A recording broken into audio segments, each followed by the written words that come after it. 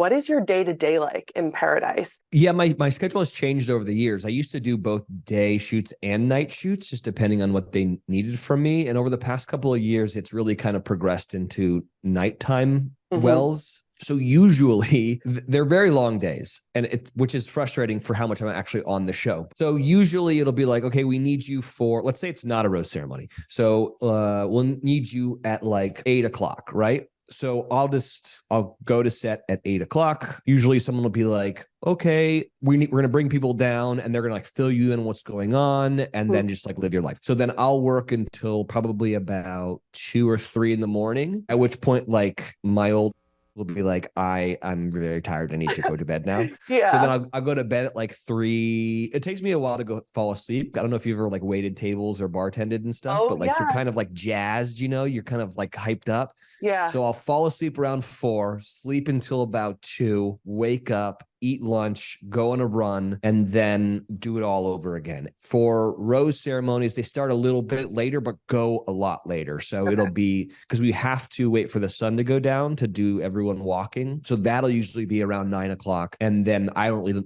don't need to be down there until 10, but that's like a 5 o'clock wrap for me. When you're in Mexico, do you get to enjoy Mexico at all? Or is it like work with that schedule? So it used to be that I lived in this little town called Sayulita, and I was the mayor of the town of Sayulita because I just lived there for a month, and like, they'd be like, we'll send a car for you whenever you need. But like, I would just go and I'd surf every day. Like every restaurant knew me. It was amazing. And then when the pandemic hit, I had to live on set because I had to be a closed set. And then once they realized how much easier it was when I was on set, and they could be like, we need wells right now for like this thing. Then I now have to live basically on set, which is kind of a bummer because I'm no longer the mayor of Sayulita. But I do get air conditioning, which the cast does not, which is nice. But this year was really fun because my wife came and visited me for the first time, which is insane because we've been together for so many years while I've been doing the show. I got a golf cart this year. And so this year, Sarah and I would like go into town and get tacos on our little golf cart. That's wonderful. And have like our Bluetooth speaker. And then we'd come back and I'd go to work. That sounds so lovely. Good. I'm glad you guys got to experience some time together. Were you ever a bartender or a server before? Like, what brought you into this role with this show? Yeah, I was a waiter and a bartender in college. And then when I got out of college, I went to Nashville and I was a radio host.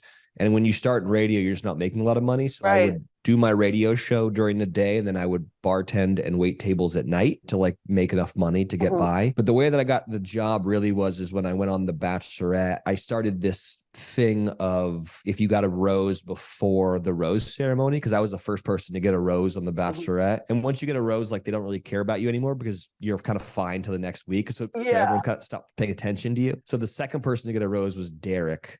And actually Jordan was the first guy in first impression rose. So like no one cared about us the first week. So I started making drinks just for us. And then all of a sudden people like wanted to get roses. One, because they wanted to get a rose from JoJo and like, get engaged. But they're also like, I want one of Wells's famous old fashions.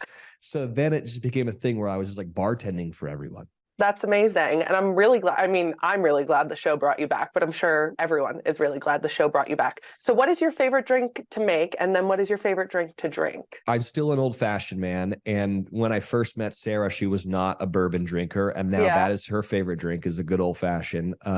So it was funny. Last night we were watching TV and she was like, oh, I really want one of your old fashions. I was like, I'll make you one. And she was like, no, it's too late. What's your recipe? Because there's so many different ways to do an old fashioned. There is the right way. And then there's like the way that TGI Fridays does it. It's bourbon, kind of as much as you like. It just depends on, how much of an alcoholic you are. It's a couple dashes of Angostura bitters. It's some simple syrup or some sort of sweetener. You need to stir it with kind of a big piece of ice and really, really get it cold. And then it's an orange peel, and you should always kind of like rim the glass with the orange peel.